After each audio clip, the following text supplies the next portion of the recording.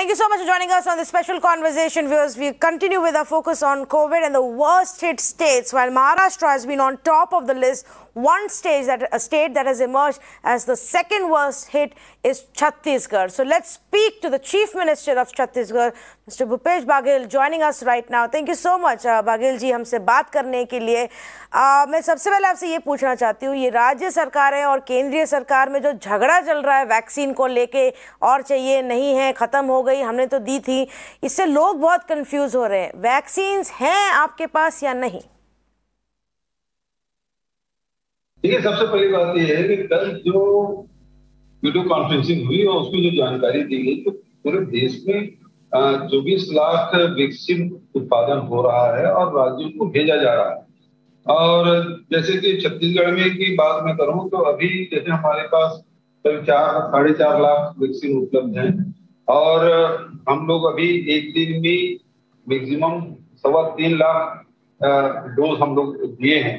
और उसमें पूरे छत्तीसगढ़ में देखिए तो 36 लाख लोगों को हम लोग ये डोज दे चुके हैं। पूरे हमारी जो जनसंख्या है 2,80,00,000, तो इस हिसाब से 12% से अधिक लोगों को हम वैक्सीन डोज दे चुके हैं। लेकिन जो वैक्सीन आ रहा है रोज आ रहा है और रोज हम भेज रहे हैं, और हम भौगोलिक दृष्टिकोण से हमारा प्रदेश बहुत बड़ा है और इसलिए जो सीमावर्ती जो जिला है वहां भेजने में बहुत दिक्कतें आती है। इसलिए हमने कल आग्रह ये किया है कि यदि हमको 3 दिन का या 7 दिन की हिस्सा दे दिया जाए ताकि हम अपने जिलों में भेज सके और उसको बहुत ही स्मूथली हम वैक्सीनेशन कर सके। ये हमारी कोशिश है। लेकिन क्या होता क्या है कि यदि डोज कम है और लोग ज्यादा आ गए तो वहां पे भगदड़ मचती। इसलिए हमने भारत सरकार से आग्रह किया है कि हमको 7 दिन के यदि स्टार्ट दे दिया जाए तो आसानी से हम वो वैक्सीनेशन कर सकते हैं।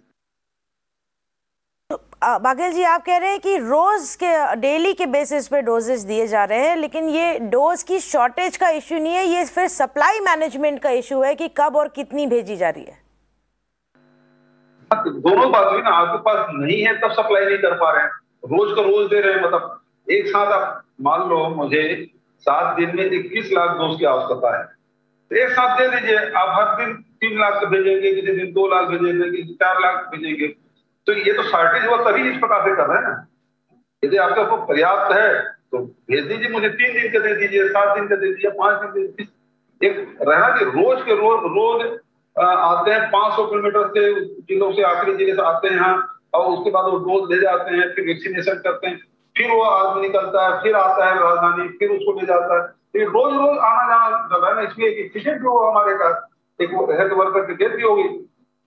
यदि ऐसे दे दिया जाए एक साथ तो उसमें यदि आपके पास पर्याप्त फिर देने तकलीफ क्या है?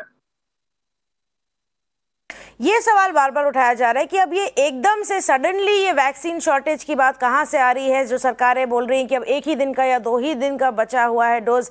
क्या ये इसलिए हुआ है क्योंकि 1 अप्रैल से हमने बढ़ा दी है वैक्सीनेशन और एलिजिबिलिटी क्राइटेरिया भी खुल चुका है और सारी स्टेट्स ने जो डोजेस दे रहे हैं उसको बढ़ा दिया है?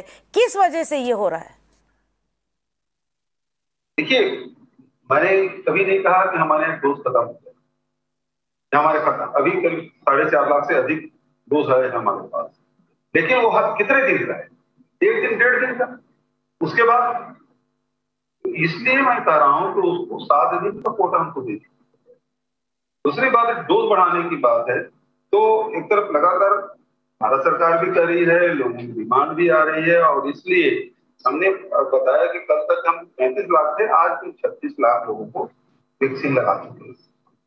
तो और पहले हेल्थ वर्कर कहा गया था, फिर फ्रंट लाइन वर्कर को कहा गया था। हेल्थ वर्कर को हमने 87% लोगों को लगा लिए। सेकंड डोज भी चल रहा है जिसमें करीब वो 51% उतना हो चुका है। दूसरा जो फ्रंट लाइन वर्कर है वो 84% है और सेकंड डोज है वो 45% हो गया है। फिर 45 से एबव एज के जो लोग हैं उसमें 43% लोगों को हमने प्रथम डोज दे दिया है। तो ये लगातार प्रक्रिया चल रही है। अब जैसे जैसे डोज, अब एक तरफ पहले डोज लगाने की भी दबाव रहेगा और दूसरा अब ये है कि जिनका 4 सप्ताह पूरा हो गया है, 6 सप्ताह पहले हो गया, जो भारत सरकार की जो गाइडलाइन है, तो उसके हिसाब से सेकंड डोज भी लगाना है तो संख्या और बढ़ेगी, तो हमको और अधिक की जरूरत पड़ेगी। तो ये तो सप्लाई बराबर हो तभी ये संभव हो पाएगा। क्या आपको ये ऐसी सिचुएशन लग रही है अभी कि फ्रेश वैक्सीनेशंस जो हुए, नए वैक्सीनेशंस, उनको रोकना पड़े थोड़े दिनों के लिए? क्योंकि ये तो नहीं कह सकते कि जिन लोग की सेकेंड डोज की बारी आ गई है उनको मना कर दिया जाए। बिल्कुल सही आपने कहा कि यदि फर्स्ट फेज में सेकंड फेज के यदि डेट आ गया तो उसको पहले करना पड़ेगा आपको। 4 सप्ताह या 6 सप्ताह जो भी कट ऑफ डेट है उसमें आप नहीं करेंगे तो वो आएगा आपके पास, फिर वो प्रथम वाले की भी डोज देना है। तो ये दोनों प्रकार के को संतुलन बनाने के लिए डोज की संख्या बढ़ानी पड़ेगी। बागल जी, कल उसी मीटिंग में जहाँ पे प्रधानमंत्री थे, उन्होंने चीफ मिनिस्टर से बात करी और हमने भी सुना उन्होंने क्या कहा। उनका कहना है कि सिर्फ वैक्सीन ही सोल्यूशन नहीं है, टेस्टिंग ट्रैकिंग ये ज़्यादा ज़रूरी है। क्या आपको लगता है कि कहीं ना कहीं हम ये टेस्टिंग ट्रैकिंग करना भूल गए और अब इसलिए वैक्सीनेशन के बारे में ज़्यादा बात हो रही है? वहाँ पे क्या स्ट्रैटेजी? देखिए, दुनिया में बहुत सारे देश है जिसमें सेकंड वेव आया, थर्ड वेव आया।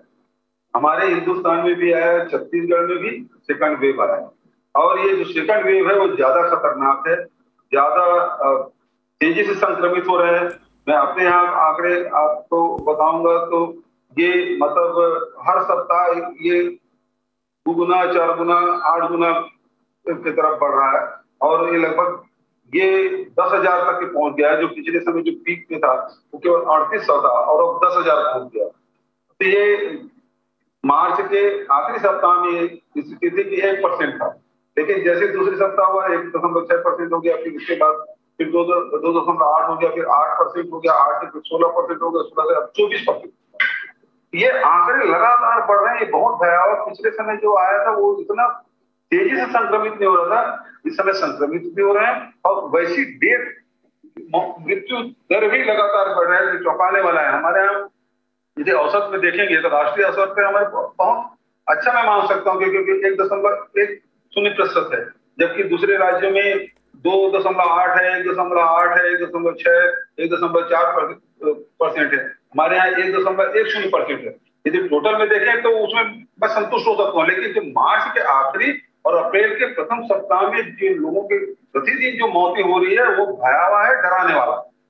तो ये इसके मामले में ये सेकंड जो स्ट्रेन आया है इसके बारे में ये कौन सा है, इसके बारे में वैज्ञानिक ही बता सकते हैं। भारत सरकार को इसमें गंभीरता से वैज्ञानिकों को भी, डॉक्टरों को भी इसमें विचार इसके सोच जानकारी लेना चाहिए कि आखिर इसमें इतना भयावह क्यों है, इतना खतरनाक क्यों हुआ। नहीं, आपने ये सही कहा और ये बहुत तेजी से बढ़ रहा है। रायपुर अब जो है वो पूरा लॉकडाउन में जा चुका है। पर मैं ये सवाल पूछ रही हूँ कि क्या ये जरूरी था? क्या अगर हम पहले शुरू करते, 1.5-2 महीने पहले शुरू करते, जब केसेस बढ़ने शुरू हुए थे, जब सेकेंड वेव आई, तब टेस्टिंग ट्रैकिंग करके रोक लगाते, लोगों को पीनलाइज करते, तो शायद आज यहाँ नहीं होते। नहीं, टेस्टिंग की बात आप करेंगे तो जहाँ फरवरी में 21,000 टेस्टिंग कर रहे थे, मार्च में 30,000 किया और अप्रैल में आज अब ये प्रतिदिन हम 40,000 टेस्टिंग कर रहे हैं। और टेस्टिंग के कहेंगे तो पूरे प्रदेश मतलब हम 21% लोगों के टेस्टिंग कर चुके हैं। यदि राष्ट्रीय औसत से कहें तो हम बहुत आगे हैं। यदि प्रति 10,000 में कहें तो 1435 लोगों के हम टेस्टिंग कर लिए हैं, जबकि राष्ट्रीय औसत 989 प्रति 10,000 है। तो इस हिसाब से कहेंगे तो हमारे बहुत अच्छा रैंकिंग है। टेस्टिंग भी हमारा बहुत बढ़िया है, प्रथम 3 राज्यों में हमारे स्थान आता है। वैक्सीनेशन भी प्रथम 3 राज्यों में हमारे स्थान आता है, लेकिन उसके बाद भी बढ़ रहा है, ये निश्चित रूप से चिंता का विषय है।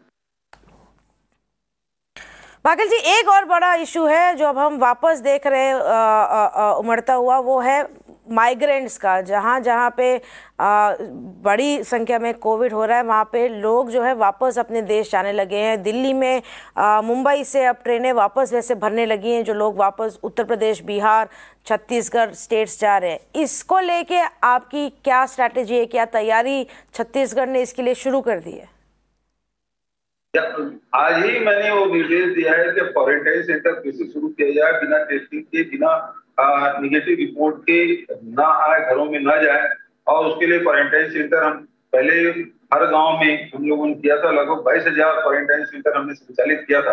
अब आवश्यकता पड़ने पर उसको संचालित की, जहां जहां लेबर आ रहे हैं या बाहर से घर लौट रहे हैं उनको हमको करना पड़ेगा।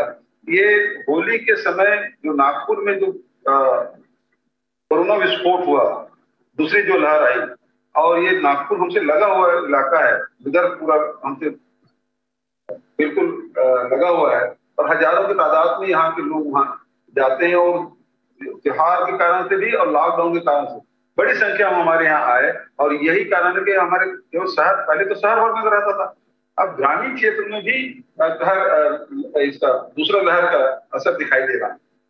तो क्वारंटाइन सेंटर हमको फिर से शुरू करना पड़ेगा, ऐसा मैं मानता हूँ। तो शहर बंद हो रहे हैं, लॉकडाउन हो रहा है, माइग्रेंट्स वापस घर जा रहे हैं, केसेस बहुत तेज़ी से बढ़ रहे हैं, हॉस्पिटल भर रहे हैं। क्या आप ये मानते हैं कि इसमें से काफ़ी कुछ हम रोक सकते थे, चेंज कर सकते थे, लेकिन नेता ही गलत एग्जाम्पल से लीड कर रहे थे? नेता पिछले 2 महीने में बिजी थे रैलीज होल्ड करने में, असम हो, बंगाल हो, तमिलनाडु हो, सब बिजी थे रैलीज होल्ड करने में, बजाय देखने की कि कोविड की क्या सिचुएशन है। बिल्कुल सही आपने कहा।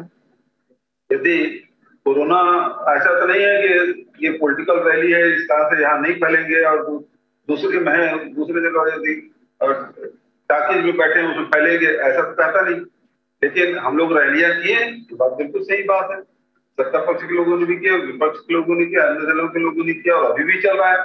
पश्चिम बंगाल में अभी भी रैलियां चल रही है, तो उससे निश्चित रूप से उसका प्रभाव पड़ेगा नहीं, ऐसा मैं नहीं कह सकता कि उसका फर्क नहीं पड़ा।